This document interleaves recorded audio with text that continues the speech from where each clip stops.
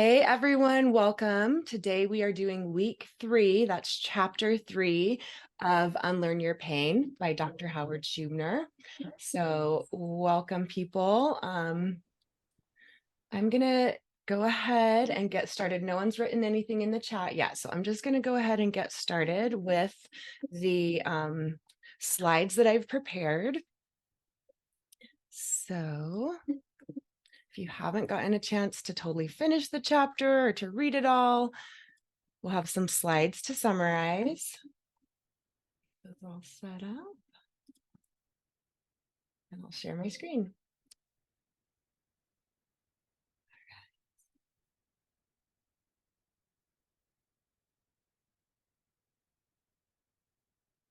Okay.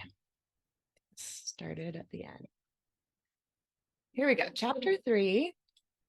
And so it's talking about the brain creating pain, basically how pain is created and why, and that it's not just because of tissue damage, which is something that I always thought as a physical therapist. So stress can cause physical reactions. So think of, for example, blushing. You are not consciously trying to control whether you blush or not. In fact, if you do try to control your blushing, you probably will blush more. So we know that stress can cause something physical in our body. We know that from, like, if we're very stressed, you might have a headache, a tension headache, or if you're nervous, your stomach might hurt, a nervous stomach. And those kinds of things we seem to have a pretty logical understanding of, like blushing or stomach hurting when you're nervous. What we don't always realize is that your back pain can be from emotions as well. Things like that. So when stress becomes chronic and we feel trapped in situations for which there is no easy way out, sorry about the typo, no easy way out, we can easily develop a set of neural circuits that are painful. So I wanted to mention, I've done Dr. Schubiner's trainings, and I do remember him saying every case of mind-body syndrome that he has seen has some element of feeling trapped. And I see this a lot with people I coach as well. So look for that. That can activate your nervous system with that, a nervous system or survival response, which we'll talk about more. But basically, stresses of life can turn into body pain. And it can create real symptoms, like a lot of my symptoms were from IBS. So it can create, not just pain, but actual changes in the body. So the emotional brain. Just make sure I didn't skip one. Okay, the emotional brain. So emotional memories are stored in associative networks that are closely connected to the autonomic nervous system center. So the autonomic nervous system, this is automatic. This is subconscious. This is just what your brain does automatically without thought to save time, to be efficient, right? We don't want to have to learn to walk every single day. So our brain has some memories and some shortcuts and makes a lot of assumptions. And the autonomic nervous system controls all of the major systems of the body, your breathing, your heart rate, blood pressure, temperature, and many other automatic and involuntary functions. So it's not conscious, right? So thank you. I was just looking on the chat. Thanks, Renee. So stress can cause the hormones of cortisol and adrenaline to be released, the fight or flight hormones, and more that we'll talk about later. But just thinking of it as this is our body's natural way of protecting ourselves doesn't always mean that we're going to feel good. Our body and nervous system is more concerned with survival. And sometimes that could involve creating pain for us so that we're more, quote unquote, safe. So the role of the autonomic nervous system.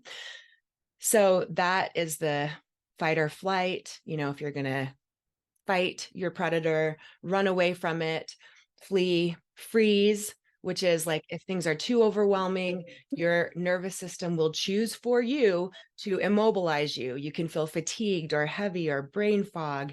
Your nervous system is choosing this because it's like, too much danger from what the nervous system perceives. It doesn't have to be actual danger. It could cause you to actually immobilize and freeze or submit.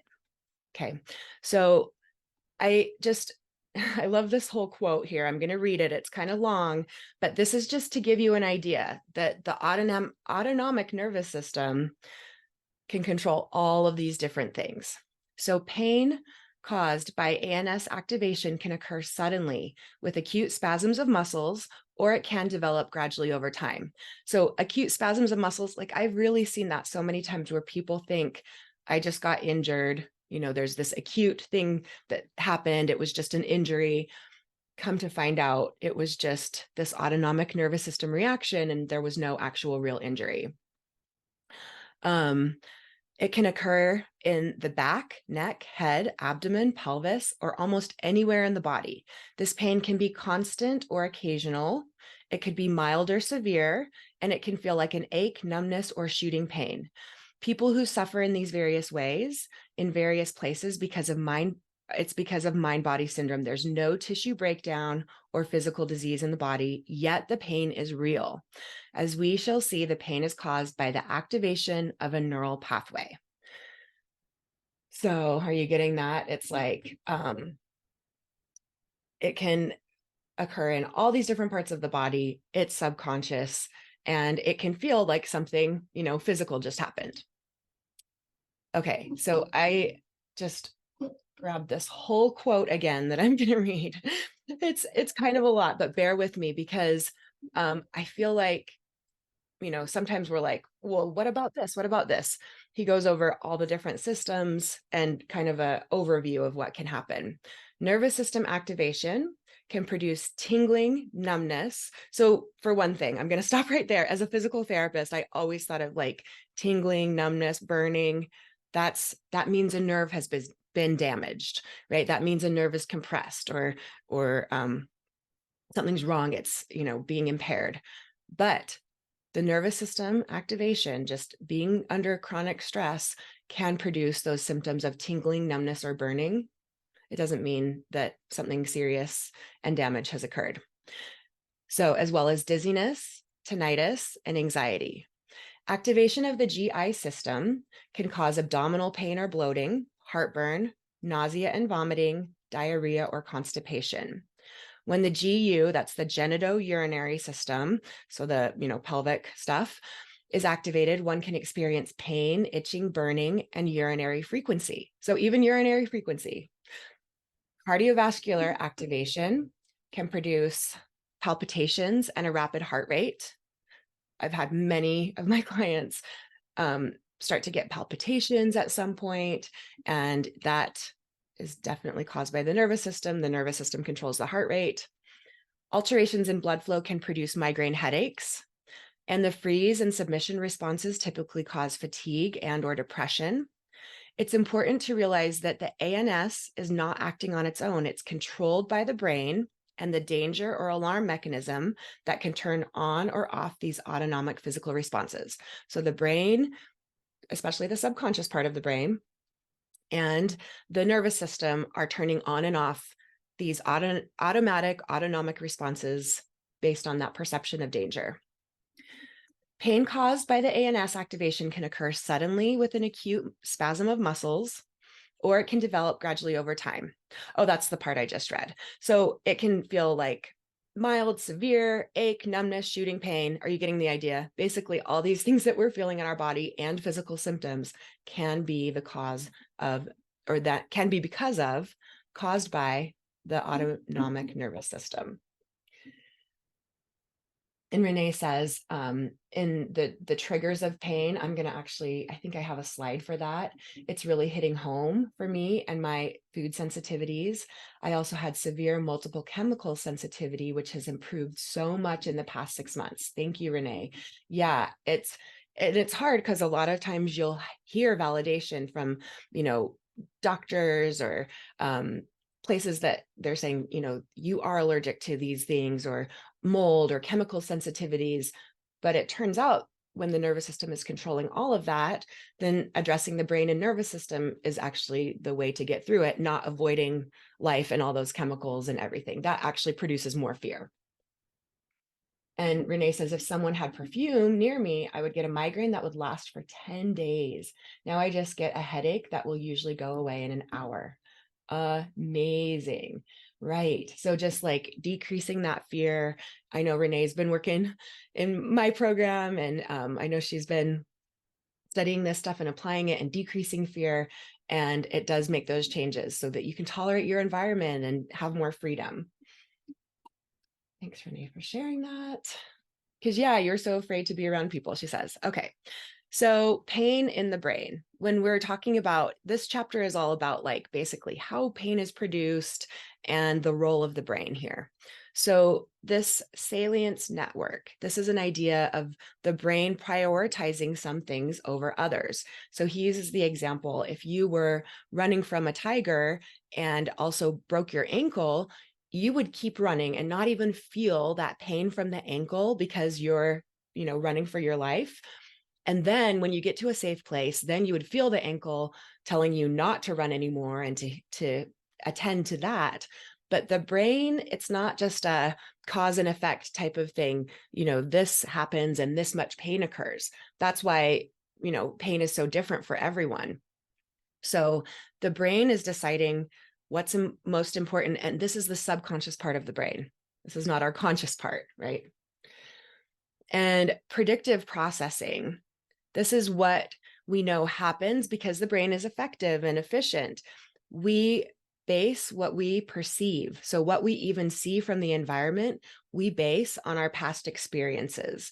So the brain will create the sensations that we expect to feel. I'm seeing another typo there. Perception. We don't see with our eyes, we see with our brain.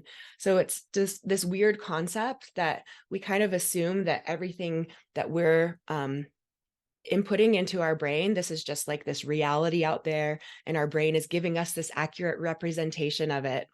But we know that there can be different ways of viewing things. If you look at this picture, you may see the young woman with her face here, you may see the older woman, and these are both neural networks that you can switch back and forth in between.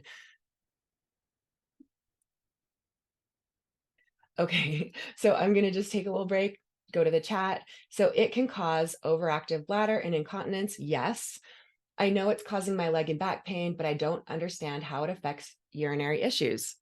It's just the same as how it would affect, irritable bowel. It can cause bloating, heartburn, increased acid in the stomach, things like that. So the nervous system is in control of all of these systems, and there may be some stressor. I actually have a podcast about curing my incontinence. My podcast is called Unstoppable Body and Mind. That was an issue for me, especially during the time of my divorce. And I thought that was just something I would always have to deal with. And now I'm able to do like a Zumba step class and have no leakage at all. So definitely this is something that can be resolved with this work. And it has a lot to do with this predictive response of the brain under times of stress. Yeah, I know it's weird though, huh? It's like, but how it could cause this, the muscle stuff, but how could it cause these actual physical changes in how the system is working?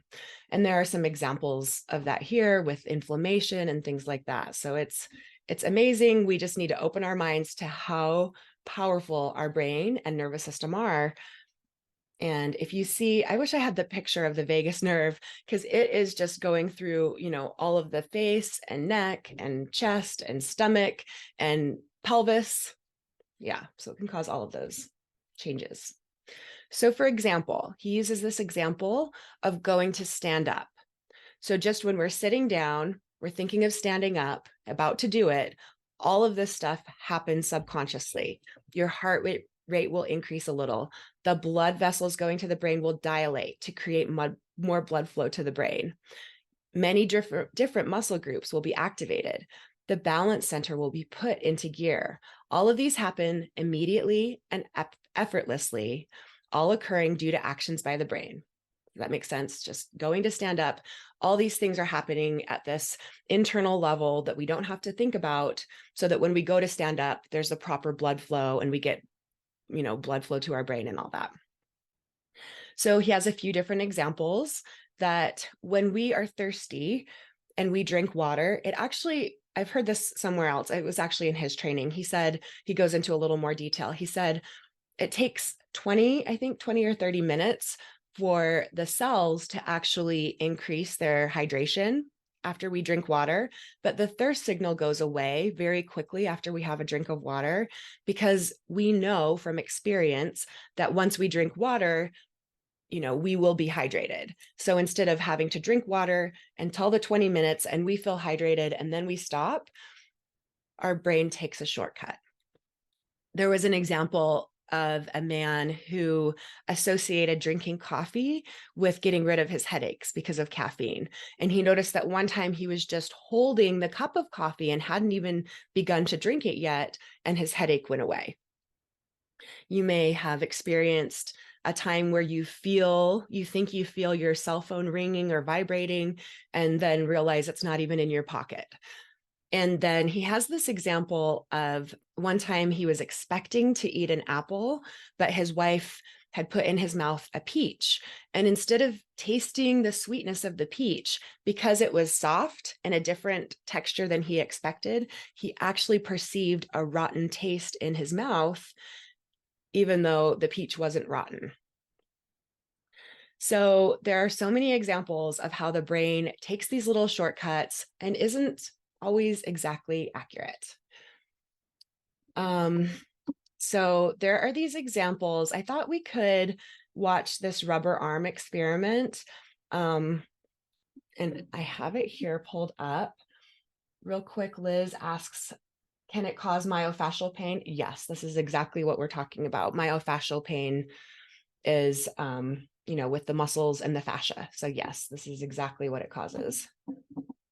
Okay, let's find this mind-body video, this rubber arm experiment, and I'm going to play it for you here.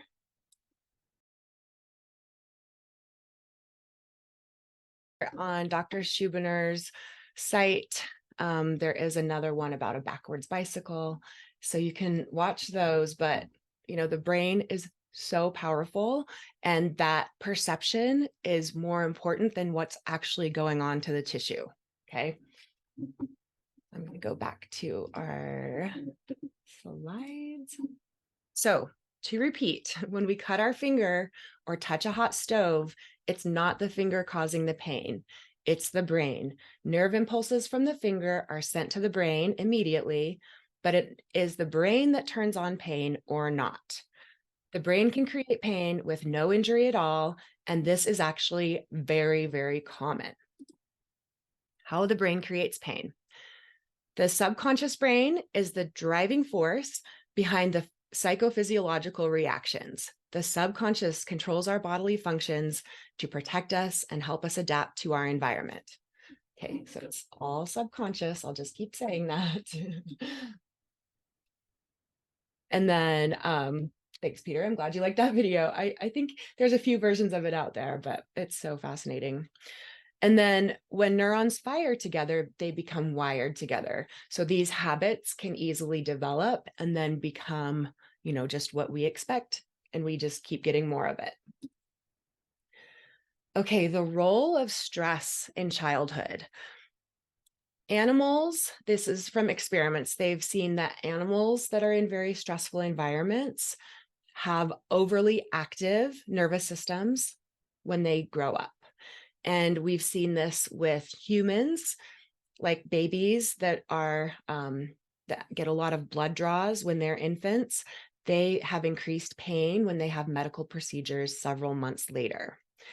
And then adults, there are many studies like the ACEs study that talks about traumatic events in childhood. It's adverse childhood experiences. So adults who are exposed to traumatic events in childhood, such as emotional, physical, or sexual abuse, have a much greater chance of developing chronic pain, as well as anxiety and other psychological disturbances. So Dr. Schubiner says it doesn't even have to be, a capital T trauma type of thing, like severe abuse. It could even be someone making fun of you in grade school. That could be enough to get your nervous system into that higher activation state and to have even mind-body pain later in life from an event like that. So I've heard Dr. Clark, he's another doctor that teaches a lot about this. He used to be a spinal surgeon, but he said, if you can think of something in your life that you wouldn't want your own child to experience, that's one way of kind of assessing if you had some stressors.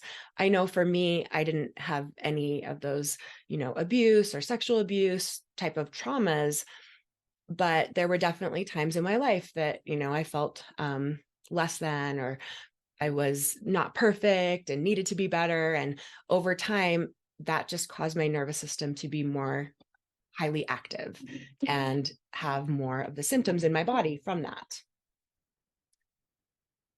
Okay, so stress can cause chronic pain later, and then how an injury can start the cycle of pain. About maybe half the time, I'm just estimating, like some of us, we had no known injury, and then we just started getting symptoms. But sometimes we've had an injury, right? Like for my lower back, I had a snowboarding experience 20 years ago that still, every once in a while, once a year or so, I might have some pain that starts that lasts a few days even. And that's those neural pathways are so strong. So if we think about injuries, even things like a broken bone will heal in a few weeks. So we know from this kind of research that things do heal over time. So usually if there is tissue breakdown, it will heal within a few weeks. And so if the pain isn't going away after that, there's something else going on, which is these learned patterns of pain. So even if there's scar tissue present, scar tissue does not cause pain. So I think someone asked about that the first week. What about, if I've had a surgery, or if I've had, he said even people with metal shrapnel in their bodies may be able to be pain-free with those foreign things in their bodies. I'm thinking of the example from The Way Out. There was a woman who had scoliosis, 70 degrees, over 70 degrees of scoliosis. So her back was shaped like an S. And she got out of chronic pain using this method and not having to straighten out her back. So a lot of times we might think, well, this injury happened and it was a few years ago, and I have some muscular imbalance, or I have some arthritis, or I have something that makes it less than perfect. But what we know is that does not have to cause chronic pain. Such good news. But injuries are more likely to create chronic pain if there are stressful life circumstances occurring the same time as the injury. So if you think about, remember I think it was last chapter, where we talked about those whiplash studies and even a placebo car crash, where people created whiplash symptoms. The ones that had chronic pain from this placebo car crash, they were the ones who had the most stress and emotional distress in their lives at the time of the accident, or the time of the experiment. So stressful life circumstances can create very real physical pain. Okay, this part I just copied from the book. I know I'm reading a lot of this, but bear with me. I think it's so important. All pain has a sensory, cognitive, and affective components. The sensory components include the descriptions of how it's felt, such as aching, burning, sharpness, numbing. The cognitive component, it's what you think about the pain, what the cause is, whether you believe it's temporary or permanent, controllable or curable. The affective component consists of your feelings and emotions about the pain, such as fear, worry, anger, and resentment. There are distinct areas of the nervous system that process these three components of pain. In order to eliminate chronic pain, all of the components need to be addressed. The way in which people think about their pain and the feelings that are connected to it have a great impact on the severity of the pain. I'm gonna, so this is something to think about for your own situation. If you're addressing, how you're thinking about the pain, the feelings you have about the pain, the description of it. And back to the questions on the chat. What about the idea that scar tissue causes pain because it compresses the nerve? There are actually cases in the Boulder back pain study of people with nerve root compression that became pain-free. So even nerves that are compressed or appear to be compressed have this ability to unlearn the symptoms.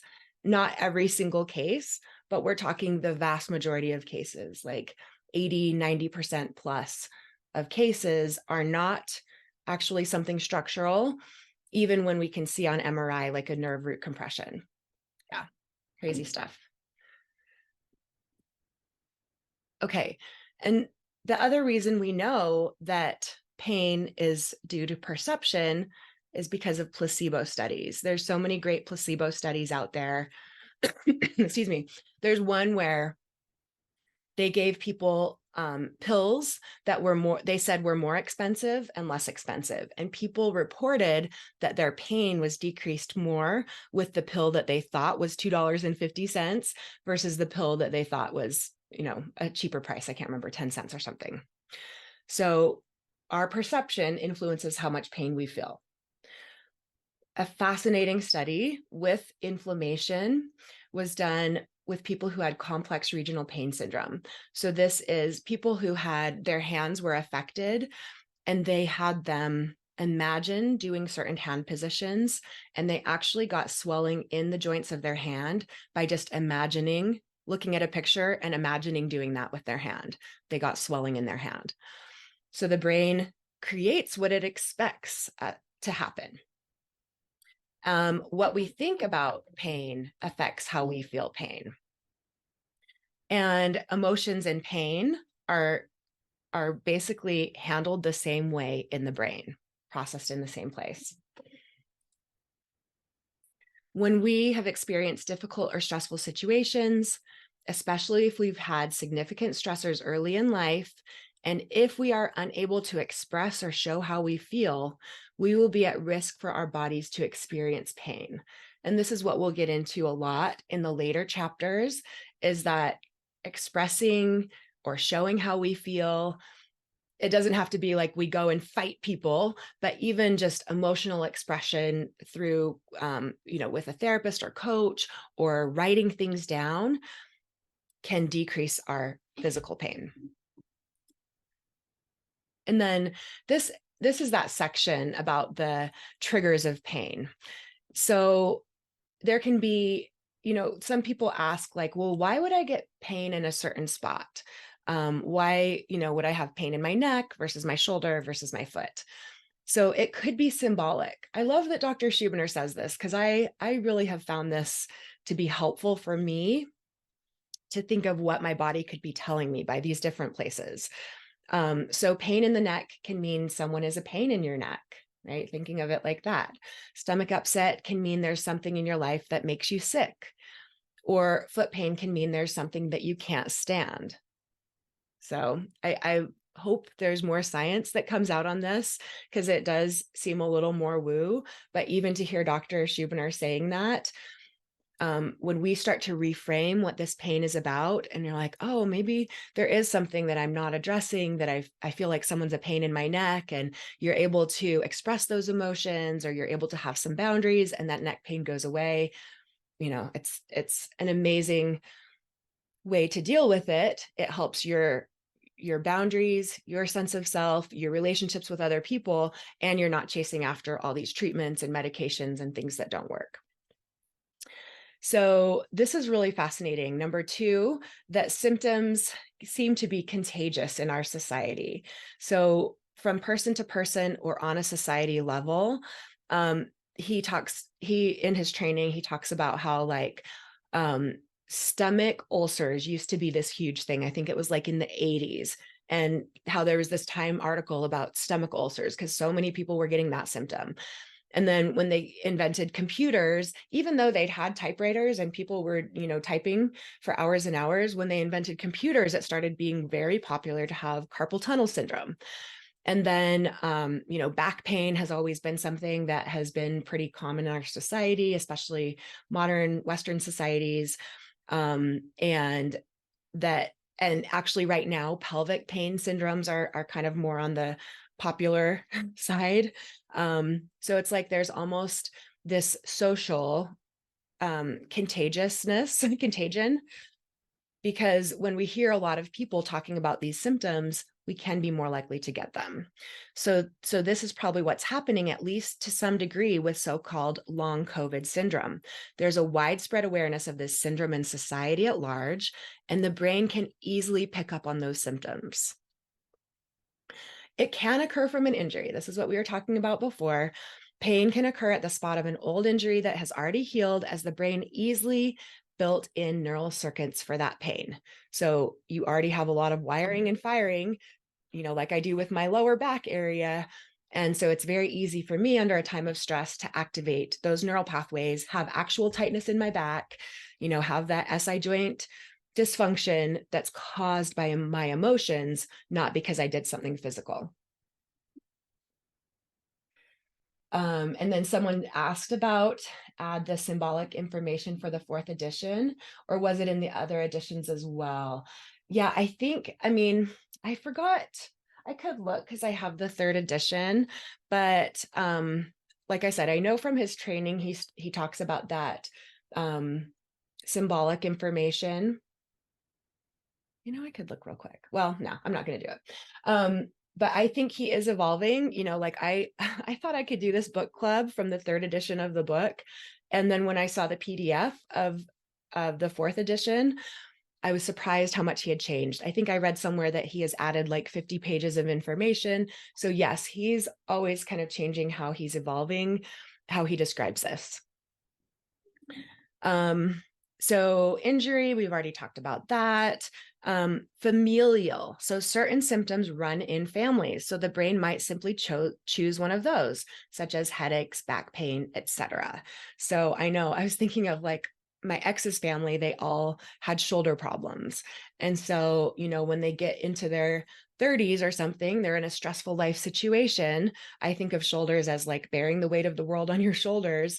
And so it seems like, oh, well, there's this genetic component. We just have bad shoulders, but maybe they also have thought patterns that contribute to emotional stress that cause them to express that in their shoulders.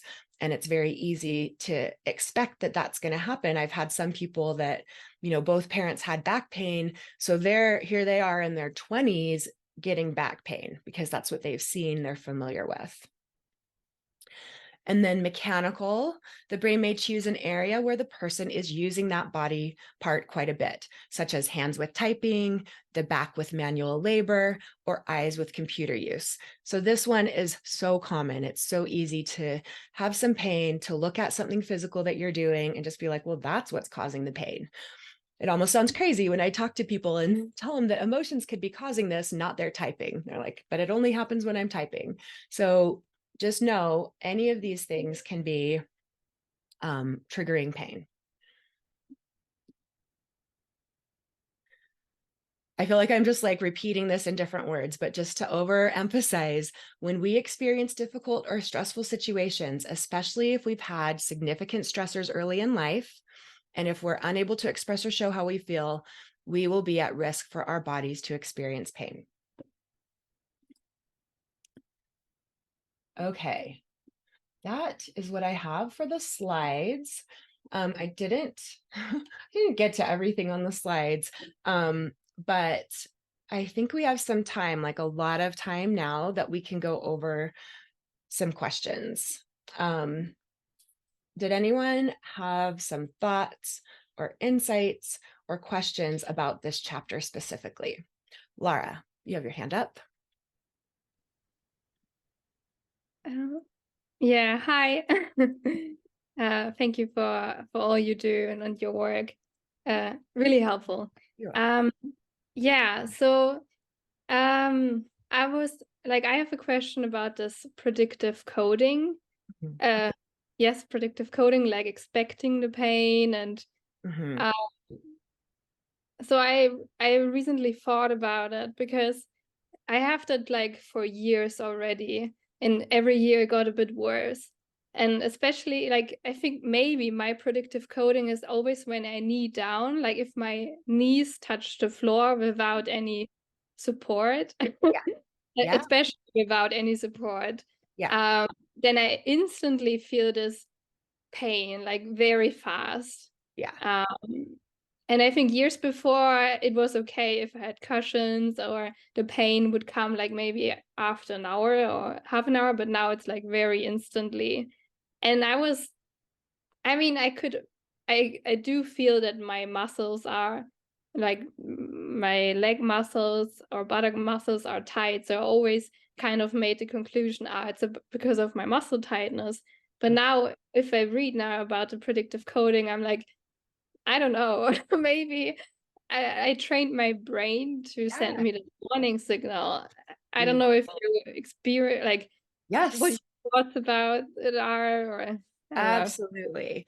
That is such a common thing to happen. We might have even had some injury at the beginning or some stressful time that painful kneeling was painful. And then the brain, like you said, it's even gotten more common and it's gotten worse over time. That's one of the signs that it is mind body or neuroplastic, is that it's not getting better, it's not healing, it's actually getting worse with time. So one thing we could do, if you want to do a little experiment, I can't promise it's going to work, or like it doesn't always work with everyone, but if you've had that pain for a while, and this is what I did, because I was in Dr. Schubiner's training and my issues were more IBS, GI type of stuff, digestion stuff. And he was talking about the man who held the cup of coffee in his hand and his headache went away. And I was thinking of coffee because that was something I had really struggled with being able to drink without symptoms. And I was doing this acid reducer, but I still really like the taste and smell of coffee and all this. So I just sat there in the training thinking about coffee and my stomach started hurting. And that's when I was like, okay, just thinking about it creates that symptom. So what we can do with you, if you want, is have you just close your eyes, and this could work better too if you actually kneel first, but I don't want to make you kneel if that's painful. But what you could do is just close your eyes, maybe just take a few exhales, like sigh. You can do this with me. And any of you, if you have something you want to kind of test out, right? Like, I think this might be mind body. Again, this isn't 100% accurate because, I'm putting you on the spot or whatever. But a lot of us have really great imaginations and our brain is very protective. So if you imagine yourself kneeling, Laura, and especially without any support, putting your knees on the ground, you feel any kind of awareness in your body or guarding or actual sensation as you imagine that? I mean, I'm not a good visualizer, but Oh, okay. I mean, I could like if when I visualize, I can feel that my attention is very much on my knees. Yeah. So Yeah. it feels That a bit even. uncomfortable, maybe not Yeah. painful. I couldn't feel pain now, but Yeah. I was hyper vigilant or Hypervigilant. Yeah. Yeah. So your brain, even just thinking about it, like we talked about, when you're preparing to stand up, the brain does all these things with the blood vessels and the muscles getting you prepared to stand. Even just thinking about the kneeling, your brain's kind of like, oh, careful about these knees, hyper vigilant about the knees. If you did just kneel real quick right there, could you just take a moment and kneel? I don't want to put you in too much yeah, pain, it's but okay. I just can do breathe that. so that you kind of, here's another way to do it. If you kind of refresh your memory. So if your pain is going from sitting to stand, you could do a sit to stand. If you want to do a little kneel, and don't put yourself in too much pain, but just kind of recreates that sensation. Yeah. Doesn't have to be for long. So go ahead and sit back up. And when you sit back up and come back, just let me know how it feels, if you're able to, if that pain goes away when you're done with kneeling. I mean, I have no pain now Okay. when I got up. So When when I you, was lying down, it was not too bad, but it felt tension or a bit uncomfortable. okay, tension or uncomfortable. But standing is okay. Okay. So now if you just sit back down and imagine doing that kneeling like you just did, and just see how that, even if you're, a lot of people are like, well, I'm not great at visualization, but just trying it, just seeing how it goes, and noticing this time, now that you did the physical action, is it any different as you imagine doing it?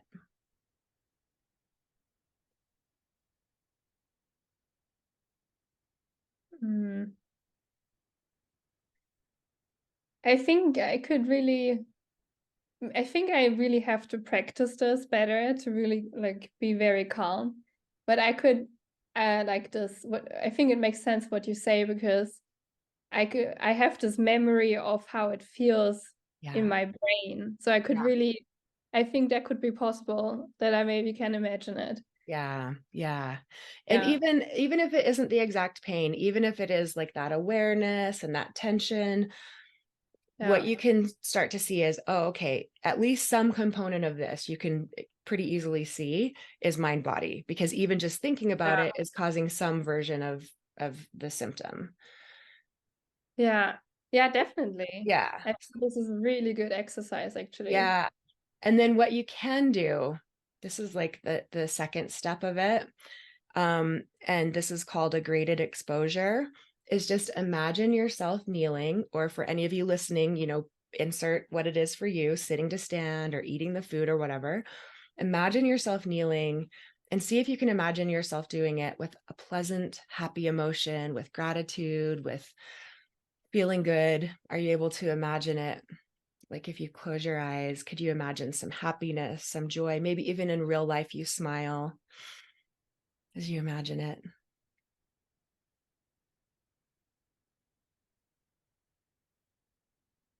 So just seeing, for some people it's hard to imagine. So don't beat yourself up if you're not able to imagine it pain-free. It But is really hard because okay. Yeah. like connection is so extreme bad. Like always Yeah. just thinking about kneeling down is like, oh, there will be pain. This is uncomfortable. It's really hard. Okay. So good But feedback. good. Yeah, I You could just know. think about it in another way and maybe Yeah. this really tricks my brain to needing a Yes. safe or That's can be exactly right. So for any of you, if you have pain with movement or food, or I did this yesterday in my group with someone who was nervous about singing in front of people. So you can do this visualization. It's like Olympians, people in the Olympics, they've been doing this for decades. They know to imagine doing the routine and to have a positive emotion. That's the most important part, is to smile, to feel grateful, to feel happy, and work on imagining that pain-free. And then that will help you the next time you go to do it. But before you're testing it out, actually doing it in real life, see if you can get to where you can imagine it pain-free, easy. The glutes are not too tight. It's not something physical causing it. It's that fear reaction that's tightening up things, but the muscles themselves can handle it, you know. Hmm. Yeah. Yeah, thank you. That's Yeah, really no problem. Thank you, because this is like, it's such a fun thing to demo and one of my favorite things to work on, because there's no chance you're going to injure yourself. When you're imagining it, it's a safe place to work on practicing this, where, sometimes people are like, well, I want to get back to running. They start to run and feel pain. But with this, you can imagine running and get to where you're imagining running pain-free, with the wind in your hair and the sun on your face, and you're happy, and the emotion is the biggest part of that. And that will help rewire your brain. great. Yeah, thank Ah, you. thank Excellent. you. Great example. Okay. And yeah, Jacob says it's crazy how many women are on the Zoom opposed to men. Yeah, Gabor Mate does say that 80% of people with autoimmune are women, and he links it to that chronic stress on the nervous system, and autoimmune is like the immune system is affected and you're attacking your own body. but finding that correlation between women, because a lot of times women are taught to, not express their emotions and not have anger and be good and be caregivers and take care of other people first and give. And that can lead to a lot of chronic symptoms. Yeah, Tara, stressors can be historical or childhood or current life situations, or the pressure we put on ourselves, or some combo. Yeah, I definitely think for me, a lot of it was pressure I was putting on myself that led to my symptoms as well. Renee, is predictive coding coming from the subconscious mind only, or is it conscious? I think it can be both, right? Like, but mainly a lot of subconscious stuff goes on that we're not aware of. Because the methods and tools seem to focus on the affect, or sorry, seem to affect the subconscious mind. Is that the correct way to look at it? Yeah, I mean, we can bring some of these things to our conscious awareness, but addressing that underlying level of stress and the nervous system, that will affect the subconscious mind. So I think that's what you're asking. Roseanne, some people have success with telling their brain to knock it off. Maybe after watching the video, I'll have more success with that. I've not been successful with that yet. What are your thoughts about that? And Laura says, same. I've never had this experience. I haven't really been someone who's tried that approach a lot, like knock it off. I think Dr. Schubiner and Alan Gordon, their approach is a little gentler, and it's kind of more like soothing your brain and understanding. But definitely some people, they're just like, stop it, brain, stop bullying me, you can't control me. And that can work for them. But generally, when you have a lot of resistance and you're just kind of fighting with your brain, that way may not work. So definitely working with your brain and nervous system, having an understanding, soothing your nervous system. I feel like those approaches can be a lot more effective. But with some people, that approach does work, of just stop it. I do remember one time, because I had this chronic rib pain, and I had talked to someone who was into this mind body stuff, and she was like, it happens when you're feeling insecure about yourself or something. And so I was having this pain, and I remembered to myself, this is what happens. It's just me being insecure, thinking, I'm not good enough. And all of a sudden my rib pain was totally gone for a few seconds. And then, just later when I wasn't thinking about it, it was back. And I tried that same approach and it didn't work that second time. So, just that understanding can help, but it's not going to be like one for one. I learned this new neural pathway and this is the one I'm always going to take now, because those old neural pathways, there's a lot of wiring and firing that has happened. So just be patient with that process. But yeah, changing that process will happen. Pain prevents me from walking. It hurts with every step I take 24/7, stairs, getting up from sitting, etc. All are very painful. I've been using these techniques, including somatic tracking, but haven't found any relief yet, unfortunately. It's been so frustrating, but I want to keep trying. Yeah, that, some of this visualization could be something, it sounds like maybe you've already tried that, Paula, but the graded exposure is what it's called. I have a meditation for that on my podcast that you can do. And especially when you're in a calm state, that could help.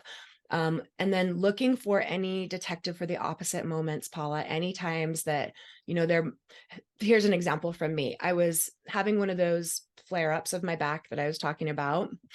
And I've gotten really good at being really, really curious about it and not reacting as much. And I remember 2 times. One time I was at a curbside pickup, and the woman was struggling with the dog food. So I just go and grab it and put it in my car, and I had no back pain with it until I realized, like, whoa, I just lifted up that big thing without pain. And that's when I started getting pain. But it was this split-second reaction of like, I'm just going to help this other person. And my back didn't produce pain then. Or I was getting up to get the door because the doorbell rang. And I noticed every other time I got up, I had pain, but that one time I got up, I didn't. So anytimes you can be detective for the opposite, Paula, that can be really, really helpful. We have a few more. Okay, I'm just going to get through these and then we'll get to you, Tanya. does this trick your brain to respond differently in real life? Yeah, I think you're talking about Roseanne. I think, yeah, basically you can do these things in visualizing and then it will carry over into real life. Anna says, or Anna experienced a lot of trauma. Does this mean I will have a harder time recovering? It's not necessarily true. I heard something about trauma that the people who, there are sometimes that people have had severe trauma, but they're able to dissociate themselves from it. Like they're not taking the blame of it. So sometimes, if there was some kind of situation where someone is just doing something crazy and it's like, they're like, I don't know why I deserve this. And you're not taking responsibility for it. People who've had even severe trauma, they can recover quicker than people who have tiny little traumas, but they're blaming themselves for it. Does that make sense? So it has a lot to do with, you're blaming yourself, or if you've been able to process the trauma with a compassionate witness, the trauma itself doesn't necessarily mean you will have more pain. Because there's an example of Peter Levine who talks about processing trauma. He said he was in a car accident and was able to, process the trauma and not have lasting effects from it, and, not even have pain from that. And then, yeah, Gabor Mate says women are like sponges for moods and stress of the partners. Oh, yeah. Okay. So Tanya, we can go over a minute or two if you have a question or comment. Yeah, it's not really covered in that book, I don't think, but I wanted to ask about symptom imperative. Because I had chronic pelvic pain, which is I resolved, or it got better. But now I have pain all over the body, and it's really, really scary for me. It's really freaking me out. What is this new pain all over the body? I have like electric burning sensations. Yeah. And I applied those mostly PRT tactics that I look at my pain differently. I like a false alarm. It's a normal sensation from my body, which is my brain misinterpreting as danger. So I keep on telling myself is like assertiveness, and those affirmations like were helping me. But obviously my brain is in danger mode, so it sends me new pains. And yeah, can you help me with that? Yes. Okay. Understand. Yes, I think you're right. I'm not sure how much of this is covered in Unlearn Your Pain, but definitely when we were reading The Way Out, they call it extinction bursts. And this is what I like to think of, that experiment they talked about where mice were getting food from pressing a button. And when that button broke, they didn't just immediately stop pressing the button. At first, they started pressing it more and faster and more frantically, like that's what we do on the computer, right? Something doesn't respond. So we're pressing the button over and over and over. And then finally, they realized the button wasn't giving them food anymore and they stopped. And so this same analogy happens with when we are regulating our nervous system, doing this PRT, retraining these brain and neural pathways. We can start to decrease our pain in some areas. And then it's like our nervous system is like, wait, this isn't safe. What about this? And it can cause new symptoms or flares of the old symptoms. Dr. Sarno called it symptom imperative. And in The Way Out, they call it an extinction burst. So it sounds like cognitively, you understand what an extinction burst is, why it happens, but then there can still be real fear involved with it. Yeah. When a symptom comes, even though, like, okay, this is just the nervous system still, this is just the brain. If the symptom is severe or it's new or it's worse than before, that can cause a lot of fear, and that can cause more pain, right? The fear pain cycle. So one of the techniques that we sometimes underuse, I think, is what they call avoidance behaviors, or getting your mind off it, doing something else. So sometimes, especially when a lot of us tend to be perfectionistic and we want to do everything right and we want to be the best healers and we want to, just like do 1 through 10 and be done with this process. Sometimes it's a matter of, doing less and maybe distracting with things that actually you enjoy. So you might Find a movie that distracts you. Or I know for me, some podcasts can really get my mind off of things, maybe not even related to pain, right? We don't have to go in and try to solve all these things. We can decrease our anxieties and fears, but then also increase how we're feeling safe generally in our life. So I love that technique. If you haven't tried that much, of, starting a joy list, starting to see what things distract you. If there's any little glimmers, it's like, oh, when I was out to lunch with my friends, I had less pain than I expected. Like maybe I like connection and fostering those types of things, because that gives your brain something else to focus on. It promotes this sense of safety in your body, that rest and repair state, and it will decrease how much your brain is producing those symptoms. So should I just try focus on sort of like somatic tracking and be indifferent to the pain and outcome independent, whether there is pain or not? I'm safe, I'm okay, I'm fine, I'm not broken. Or shall I get to the root as the cause of the pain? Because brain is telling me something that it perceives as a dangerous. Shall I try to understand what's my brain trying to communicate, or just try to be indifferent to the pains? What are your thoughts? Such a good question, because there's not like one answer that always works. Sometimes, like if you're like what you're describing, the symptom imperative or extinction burst, most of the time, the way the brain responds best is if we're just ignoring it, we're neutral, we're not trying to figure it out, we're not giving it attention. So if that's what's going on, you have some new symptoms, chances are it's just those extinction bursts, and you don't have to go digging. You don't have to try to figure everything out. If I need to figure this out gives you a sense of urgency or fear or anxiety, that will increase your pain. So sometimes we're very well-meaning, but we're like, I've got to get to the root of this. Now I've got to get to the root of this. And then it's just like whack-a-mole. We're just chasing one thing and another and another. So that's where, turning towards, I'm not going to pay attention to it. I'm going to live my life. I'm going to do these things I enjoy. But it's a balance.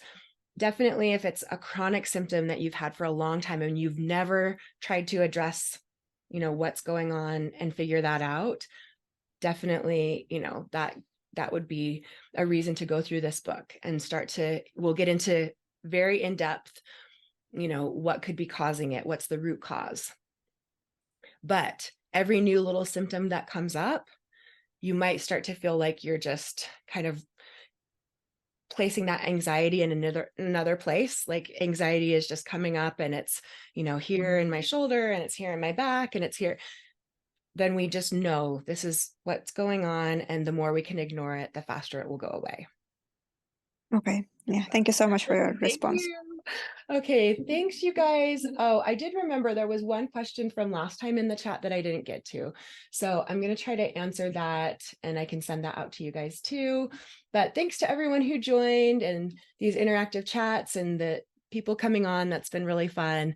Next week, we will do chapter 4. So I will look forward to that with you guys. Take care. Have a great rest of your day and weekend, and we'll see you next week. Bye.